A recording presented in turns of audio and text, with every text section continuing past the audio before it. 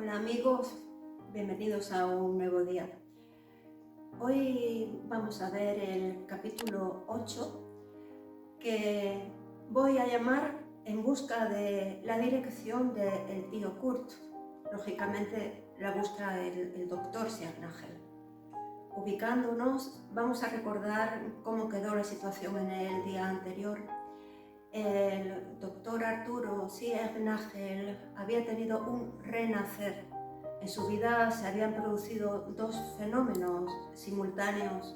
Uno era un sismo provocado por las potencias de la materia y otro era la aparición de la Virgen de Agartha, la Virgen Ama, que le mostró su espíritu, y eso fue lo que le hizo reflexionar, renacer, despertar.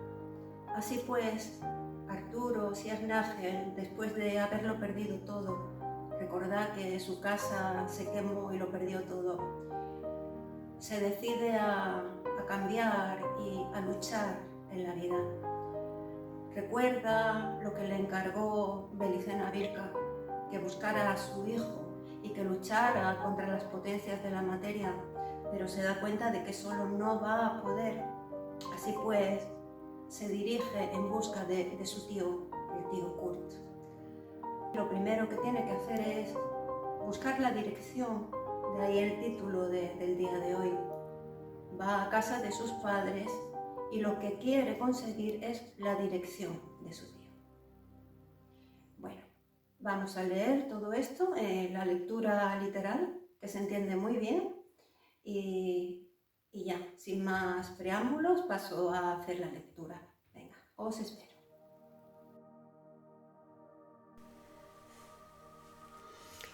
Bueno, sin más preámbulos, el capítulo 8, en el que vamos a hablar de que Arturo Siagnagel parte en busca de la dirección de su tío Kurt.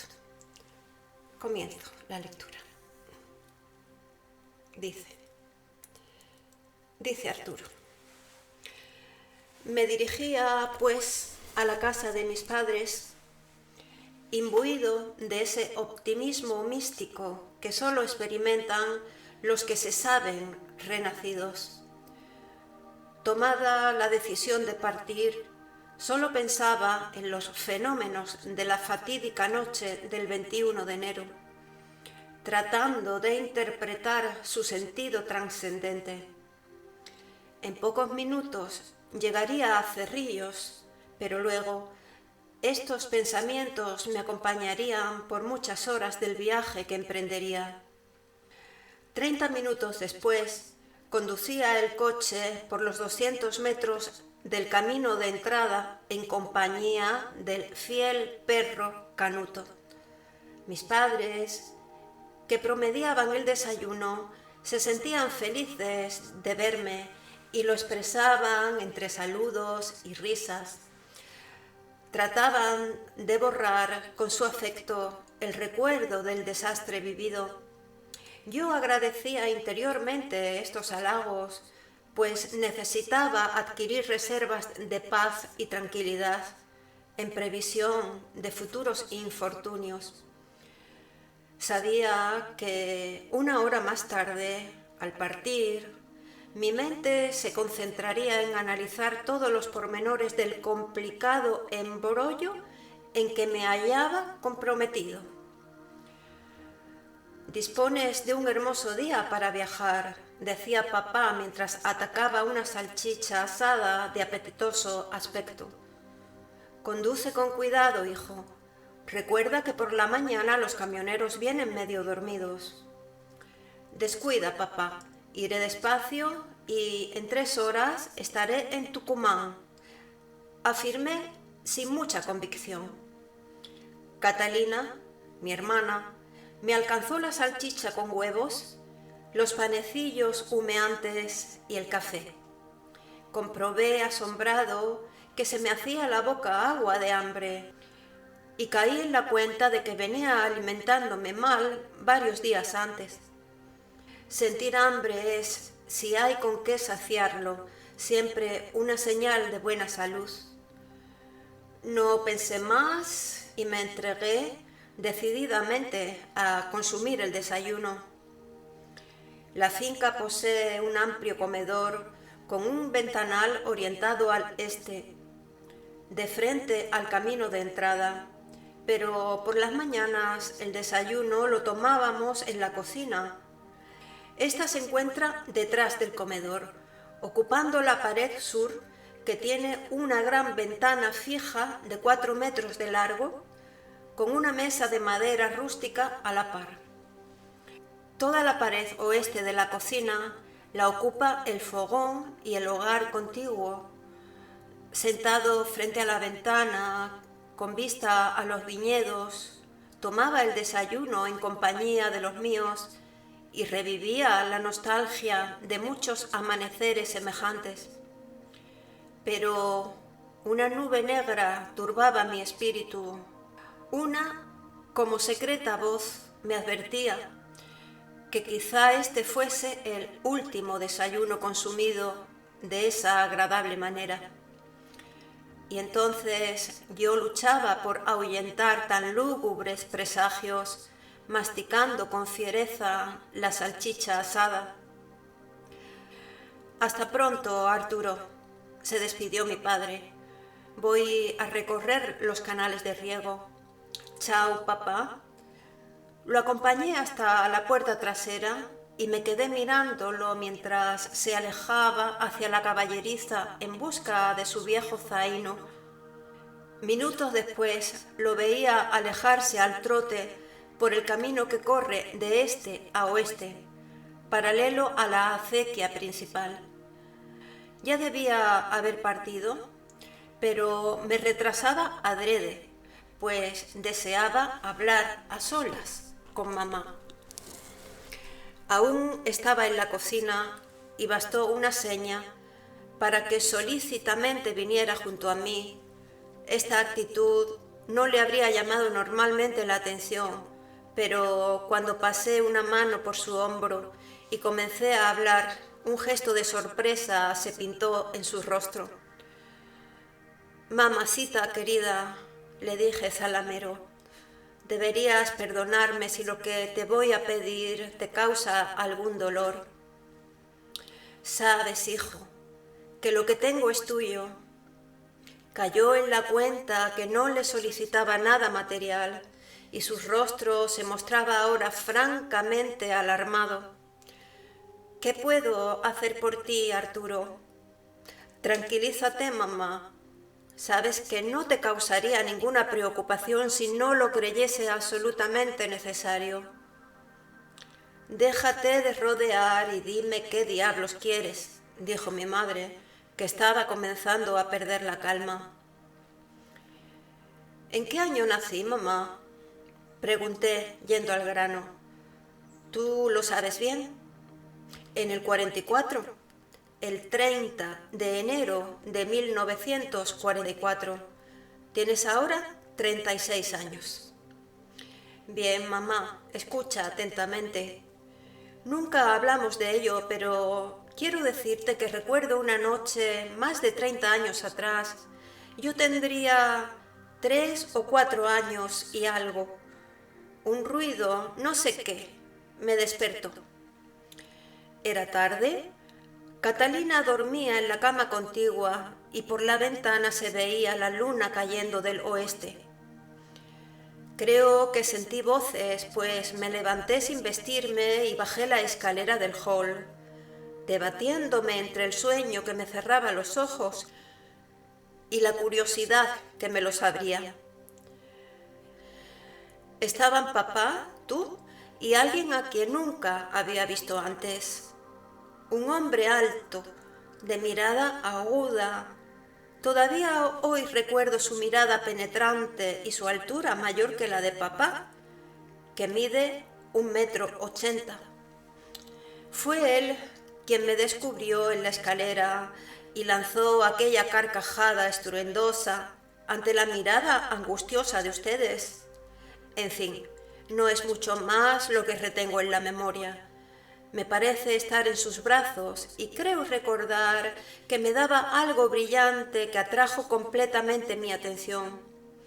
Luego tú me acostaste nuevamente y al día siguiente el desconocido ya no estaba allí, ni tampoco volví a ver su obsequio. Mamá había palidecido. Nos detuvimos junto al fuego del jardín y le hice una muda indicación de que nos sentáramos bajo el roble. Al pasar los años, continué. Solía recordar aquella noche, pero sin darle mayor importancia. Solo una vez, tendría unos 9 o 10 años, me atreví a preguntarle a papá y su reacción fue muy extraña. Sufrió una gran ofuscación y me prohibió volver a hablar de ello. Pero unos minutos después cambió y trató de convencerme de que yo recordaba un sueño, un mal sueño que había tenido de niño. Por lo tanto, jamás volví a mencionar el asunto, hasta hoy. Mamá suspiró y sacudió la cabeza, como si despertara de una pesadilla. ¿Por qué, Arturo? ¿Por qué 32 años después todavía te acuerdas de esa noche? Preguntaba más para sí misma que para mí. ¿Por qué te empeñas en revivir un fugaz recuerdo que no significa nada para ti? Madre, te repito que no deseo causarte dolor. Aguarda, que aún no te he dicho lo que deseo saber, dije con voz tranquilizadora. Dime 2 cosas solamente. Si ese hombre era de nuestra familia y si tenía que ver con la guerra. Aquí usé un tono firme que convenció a mamá de lo inútil de negarse a responder. Mira, Arturo, tú eres ya un hombre y no ignoras lo atroz que ha sido la guerra. En los años siguientes a 1945, los ánimos estaban caldeados y mucha gente tuvo que vivir huyendo. Pero ahora es diferente. Mucho tiempo ha pasado. No conviene a nadie escarbar en aquello. Había una súplica en la voz de mamá. Mamá, no respondes a mis preguntas y eso está mal. Es que no confías en mí. Solo una mirada muda por respuesta. Debes decirme lo que sabes, pues es importante para mí, para mi futuro, ¿entiendes? Aseguré con firmeza. Era evidente que no entendía y decidí ser más convincente. Estoy atravesando una terrible crisis espiritual, mamá. El destino me ha puesto frente a una diabólica encrucijada de caminos, en donde un error de elección significa extraviarse por el camino equivocado, lleno de obstáculos y peligros reales. Tus respuestas me ayudarían a no fallar. Créeme, mamá. Tomé sus manos con las mías en un desesperado esfuerzo por infundirle confianza. No entiendo nada de lo que dices, pero presiento que estás realmente preocupado, hijo. Te diré lo que deseas saber, y Dios me perdone si me equivoco en hacerlo. Respiró profundamente y continuó.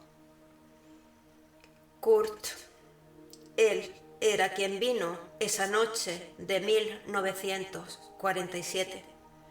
Mi hermano Kurt, que fue dado por muerto o desaparecido en Berlín en 1945. Estaba, en realidad, cumpliendo una misión en Italia cuando terminó la guerra. Permaneció 2 años oculto en un monasterio franciscano del sur de Italia, hasta que en 1947 pudo venirse a la Argentina, merced a una red de ayuda para fugitivos de guerra que funcionaba apoyada por el gobierno del presidente Perón. Pero mamá, interrumpí, ¿por qué no volvió a Egipto, a la hacienda familiar? El gobierno egipcio fue muy protector de los alemanes, especialmente después de la fundación del Estado de Israel de 1948. Es un misterio. Jamás quiso decirlo, ni el motivo de la persecución, ya que solo contaba con 30 años. Razonaba mamá ingenuamente, y casi siempre tuvo destinos diplomáticos. Pero, ¿qué era él durante la guerra?, pregunté intrigado.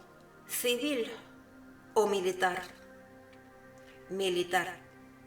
Oficial de las Waffen-SS, mayor o algo así. Debes tener presente que en 1938 yo me casé con tu padre y vine a la Argentina perdiendo contacto con él por muchos años. Kurt, ya por el 32, era jefe de escuadra, es decir, Feindleinsführer, de la juventud hitleriana o Hitlerjugend, en la colectividad germana de Egipto.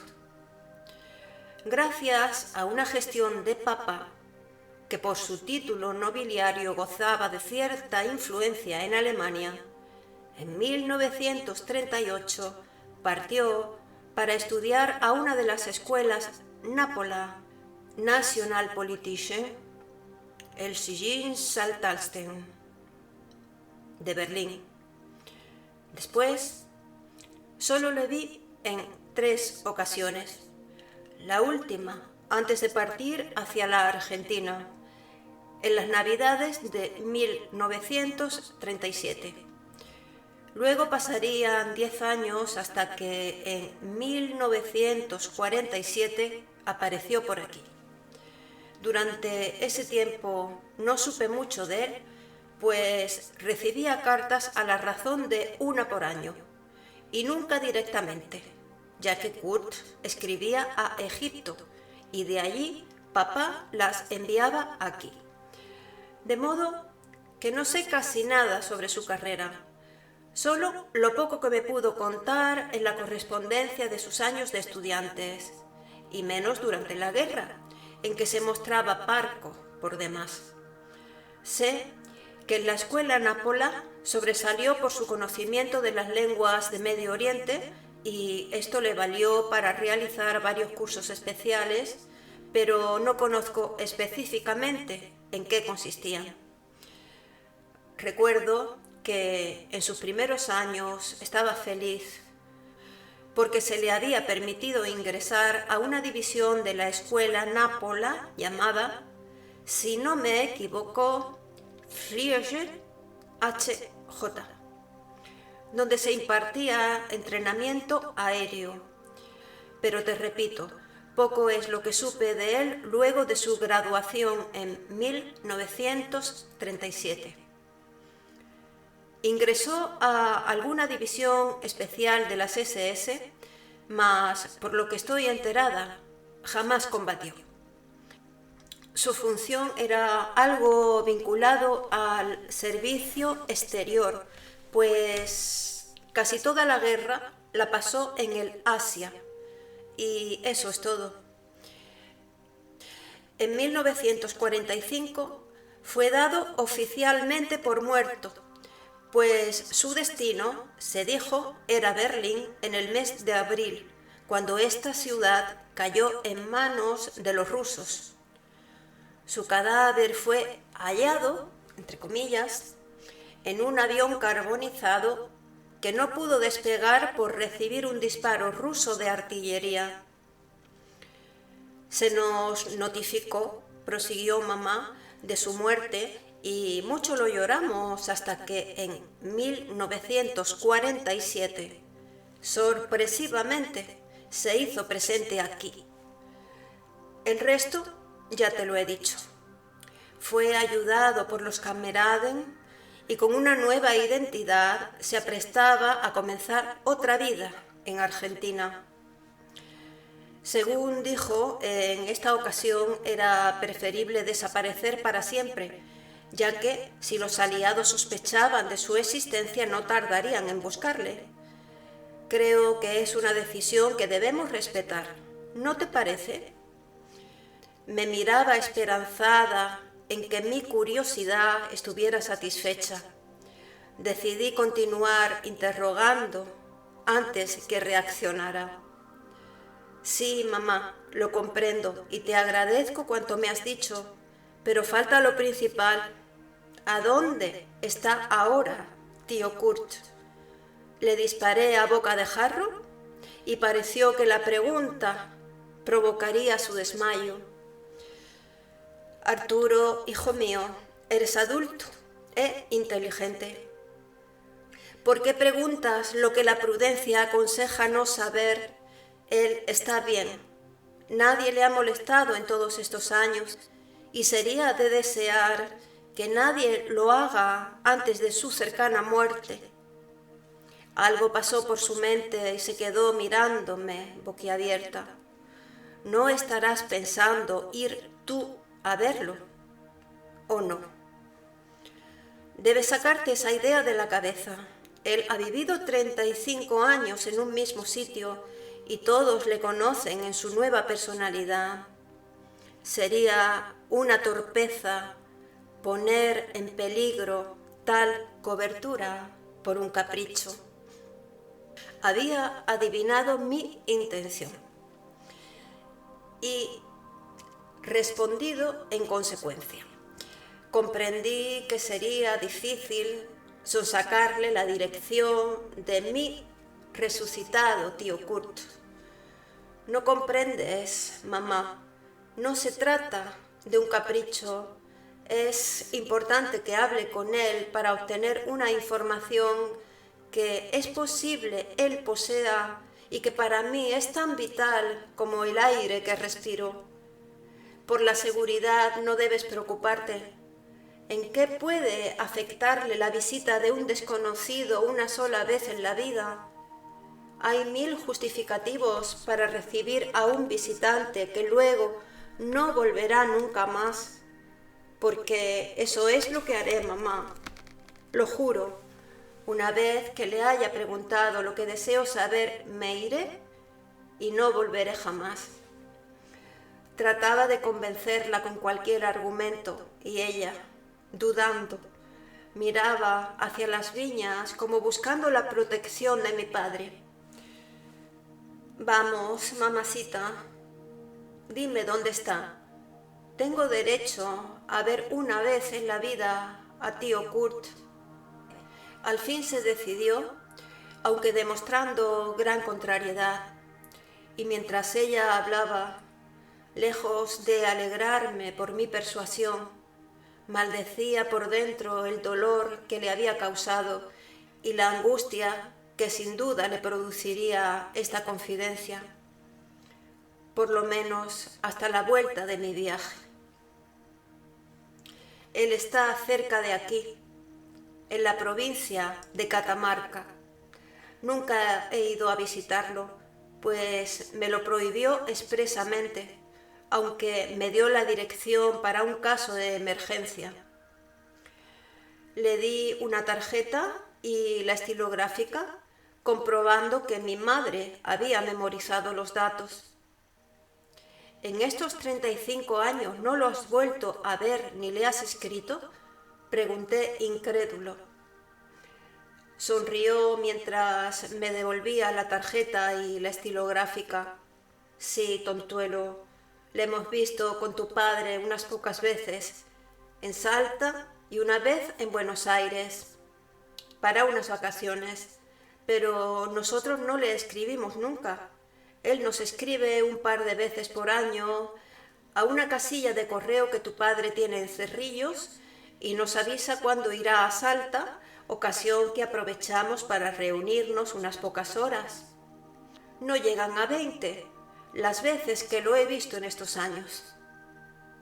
me costaba creer que dos hermanos separados tan solo por 350 kilómetros no pudiesen visitarse a causa de hechos que nadie recuerda, ocurridos 40 años atrás y a miles de millas de distancia. No obstante, justificaba los temores de mi madre y comprendía el esfuerzo que debió hacer para ceder a mi solicitud y confiarme su secreto. Súbitamente recordé a papá y temblé por anticipado, calculando la ira que le acometería al conocer mi impertinencia. Mamá no le ocultaría mis reclamos desconsiderados y él montaría en cólera. La vergüenza me cubría y tal vez tendría que prometer no ir a Catamarca. Decidí evitar cualquier discusión y partir inmediatamente. Besé a mamá en la frente y me dirigí al automóvil. Ella no debió notar mi prisa, pues antes que alcanzara a poner el motor en marcha, me gritó: «Aguarda, Arturo, espera unos minutos que te daré algo». Entró en la casa y, a pesar de mi impaciencia, hube de esperar 10 largos minutos. Al fin volvió con un sobre en la mano. Escribí unas líneas para Kurt. «Eres tan apresurado que no piensas que él no te conoce. Te vio 5 minutos cuando eras pequeño. ¿Cómo crees que te recordará?» Me entregó el sobre que recibí agradecido, pues admitía me sería de gran ayuda para identificarme. «Abre tu mano derecha y pon la palma hacia arriba», me dijo mamá con aire entre misterioso y cómplice. Hice lo que me pedía y abrió su puño izquierdo, que había tenido todo el tiempo cerrado. Cayó algo en mi mano que en un primer momento no pude distinguir. Era un objeto brillante y mientras lo examinaba escuchaba asombrado. «Esto es lo que te dio Kurt la noche de 1947. Lo tomé mientras dormías por temor a que lo perdieras jugando y lo conservé en mi joyero. Con el paso de los años se hizo complicado entregártelo porque habrías exigido explicaciones que no podríamos haberte dado. Él quiso en ese momento hacerte un obsequio, pero nada había traído, pues ignoraba que tuviese un sobrino. Permanecía soltero y cuando te vio se conmovió y dijo que al no tener hijos serías tú, su único sobrino, quien debía conservarla». Yo miraba atónito la cruz de hierro con la esvástica y hojas de roble que tenía en mis manos y me preguntaba cómo un oficial que jamás combatió pudo obtener la más alta condecoración que daba Alemania para premiar actos de heroísmo y valor. «Hasta pronto, madre», saludé por la ventanilla del coche. «No te preocupes, que seré prudente. Saluda nuevamente a papá y a Catalina. Chao, chao». Arranqué y unos minutos después estaba en la ruta. Y bien, hasta aquí ha sido el capítulo 8 del libro 3, titulado En busca del tío Kurt. Bueno, resumiendo, ya hemos visto cómo Arturo Nagel ha conseguido lo que quería, que era la dirección de su tío Kurt. Nos quedan 2 capítulos para terminar este libro 3 y bueno, en estos 2 capítulos lo que se va a narrar es el viaje, el recorrido del doctor hasta llegar a la casa de su tío. Capítulos que nos deparan algunas sorpresas. Y bien, por mi parte ya nada más. Me despido hasta el próximo día. Mucha fuerza para seguir resistiendo en estos tiempos complicados, el fin de los tiempos. ¿De qué tiempos? Bueno, ya lo veremos, el tiempo del demiurgo, que no es nuestro tiempo. Por lo tanto, vivamos en nuestro propio tiempo. Un abrazo muy fuerte y hasta el próximo día, amigos.